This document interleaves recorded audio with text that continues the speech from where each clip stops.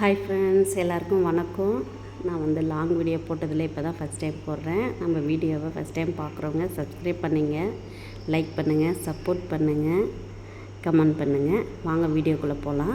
நம்ம வந்து இப்போ எங்கே போயிட்டுருக்கோன்னு பார்த்தீங்கன்னா, தேனி தான் போயிட்டுருக்கேன். வெள்ளை வண்டியில் போயிட்டுருக்கேன். வெள்ளை வண்டின்னா ஷேர் ஆட்டோ தான், வேறு ஒன்றும் இல்லை, பயப்பட வேணாம். அப்புறம் ஒரு ஆளுக்கு 20 ரூபா தான். இங்கே பாருங்கள், வார சந்தை சனிக்கிழமை நடக்கும். சுற்றுப்பட்டு கிராமமே இங்கே வந்து வாங்கும்போது எல்லாருமே விவசாயிகள் தான்.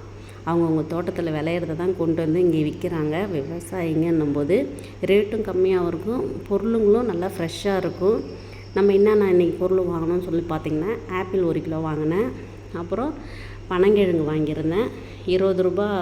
எலுமிச்சம்பழம், அது பனங்கிழங்கு 40 ரூபா. ஆப்பிள் வந்து 100 ரூபா. 4 கிலோ பல்லாரி வெங்காயம் 100 ரூபா.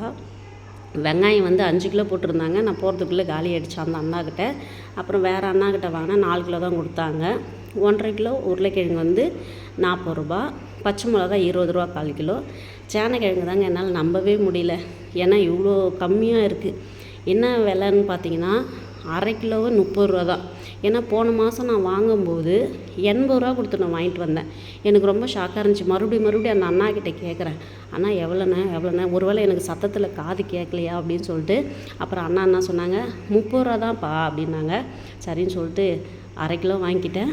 அப்புறம் வெள்ளை பூசணி வந்து 1/2 கிலோ இருந்துச்சு, 10 ரூபா. மஞ்சள் பூசணியும் 1/2 கிலோ 10 ரூபா தான். அப்புறம் நிலக்கடலை வாங்கியிருந்தேன், ஒரு படி வந்து 50 ரூபா. எப்பயுமே 2 படி போடுவாங்க, இப்போ விலை கூடுனனால 1 படி தான் பாப்பா அப்படின்னு சொல்லிட்டு. அப்புறம் 2 கையிலையும் கொஞ்சம் சேர்த்து போட்டாங்க, ஏன்னா ரெகுலராக நம்ம வாங்குறதில்ல. அப்புறம் மல்லித்தழை புதினா 10 ரூபா கட்டு. இது வந்து ரசப்பூண்டு, அது வந்து இஞ்சி பூண்டு பேஸ்ட் அரைக்கிறதுக்காக. இங்கே வந்து ரசப்பூண்டுன்னா ரசத்துக்கு தான் யூஸ் பண்ணுவாங்க.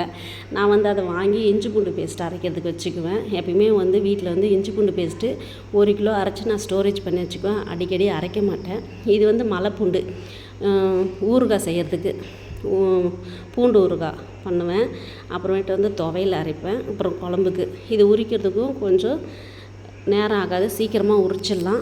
அது இல்லாத மலைப்பூண்டு கொஞ்சம் உரப்பாகவும் இருக்கும், நல்லா டேஸ்ட்டாகவும் இருக்கும். அதனால் அதில் வந்து 1 கிலோ வாங்கினேன். அது வந்து 1/4 கிலோ வந்து 40 ரூபா சொன்னாங்க, 160 ரூபா ஆகுது 1 கிலோ. அப்புறம் அந்த அக்கா வந்து 150 ரூபாய்க்கு கொடுத்தாங்க, 10 ரூபா கம்மி பண்ணி. அப்புறம் அதையும் வாங்கிக்கிட்டேன். இவ்வளோ தூரம் வாங்கிக்கிட்டு ஆப்பிள் விலை கேட்டிங்கன்னா ஷாக் ஆகிடுவீங்க. 1 கிலோ வந்து 100 ரூபா, ஆனால் 1/2 கிலோ இருந்தது. அந்த அக்கா 100 ரூபா தான் வாங்கிக்கிட்டு, இருக்கட்டும் பாப்பா வச்சுங்க அப்படின்னு சொன்னாங்க. அதையும் அப்புறம் நம்ம அக்காவுக்கு தான் தக்காளி பழம் வாங்குறதுக்காக லேட்டாகிடுச்சு. வீட்டுக்கு வர்றதுக்கே மணி 9 ஆகிடுச்சுங்க. தக்காளி பழம் வந்து சுற்றுறோம். ஒரு இடத்துல நல்லா இருந்தது, ஆனால் அந்த அக்கா வந்து பிடிக்கல சொல்லிட்டாங்க. அப்புறம் வேறு ஒரு இடத்துல வாங்கினோம், 30 ரூபான்னு வாங்கினோம்.